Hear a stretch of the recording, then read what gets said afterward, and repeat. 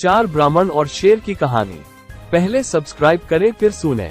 एक नगर में एक ब्राह्मण रहता था। उसके 4 पुत्र थे। तीनों बड़े ब्राह्मण पुत्रों द्वारा शास्त्रों का ज्ञान प्राप्त किया गया था, परंतु बुद्धि की उनमें कमी थी। चौथे ब्राह्मण पुत्र को शास्त्र ज्ञान नहीं था, परंतु वो बुद्धिमान था। एक दिन चारों भाई भविष्य की चर्चा करने लगे। बड़ा भाई बोला, हमने इतनी विद्या अर्जित की है, किंतु जब तक इसका उपयोग न किया जाए यह व्यर्थ है। सुना है हमारे राज्य के राजा विद्वानों का बड़ा सम्मान करते हैं, क्यों न हम राज दरबार जाकर उन्हें अपने ज्ञान से प्रभावित करें। पुरस्कार स्वरूप वो अवश्य हमें अपार धन संपदा प्रदान करेंगे। सभी भाइयों को ये बात उचित प्रतीत हुई और अगले ही दिन वे राजा से मिलने चल पड़े। उन्होंने आधा रास्ता ही पार किया था कि बड़ा भाई कुछ सोचते हुए बोला, हम में से 3 के पास विद्या है, हम राजा के पास जाकर उनसे धन अर्जित करने के पात्र हैं।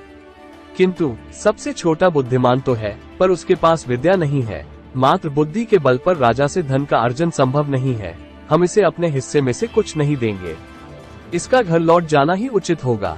दूसरे भाई ने भी बड़े भाई का समर्थन किया, किंतु तीसरा भाई बोला, ये हमारा भाई है, हम सब साथ पले बड़े हैं, इसलिए इसके साथ ऐसा व्यवहार अनुचित होगा, इसे साथ चलने देना चाहिए।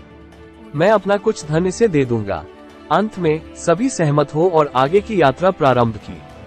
मार्ग में एक घना जंगल पड़ा। जंगल से गुजरते हुए उन्हें शेर की हड्डियों का ढेर दिखाई पड़ा। उसे देखकर बड़ा भाई बोला, भाइयों, आज अपनी विद्या का परीक्षण करने का समय आ गया है। देखो इस मृत शेर को, हमें अपनी अपनी विद्या का प्रयोग कर इसे जीवित करना चाहिए। सबसे बड़े भाई ने शेर की हड्डियों को इकट्ठा कर उसका ढांचा बना दिया। दूसरे भाई ने अपनी सिद्धि से हड्डियों के ढांचे पर मांस चढ़ाकर रक्त का संचार कर दिया। तीसरा भाई अपनी विद्या से शेर में प्राणों का संचार करने आगे बढ़ा, तो चौथे भाई ने उसे रोक दिया और बोला, भैया कृपा कर ऐसा अनर्थ मत कीजिए। यदि यह शेर जीवित हुआ तो हम सबके प्राण हर लेगा। ये सुनकर तीसरा भाई क्रोधित हो गया। वो बोला, मूर्ख, तुम्हारे साथ चलने का समर्थन कर कदाचित मैंने त्रुटि कर दी है। तुम चाहते हो कि मैं अपनी विद्या नष्ट कर दूं, किंतु ऐसा कतई नहीं होगा। मैंने इस शेर को अवश्य जीवित करूंगा। चौथा भाई बोला, क्षमा करें भैया, मेरा अर्थ ये कतई नहीं था। आपको जो उचित लगे करें, बस मुझे किसी वृक्ष पर चढ़ जाने दें। ये कहकर वो एक ऊंचे वृक्ष पर चढ़ गया।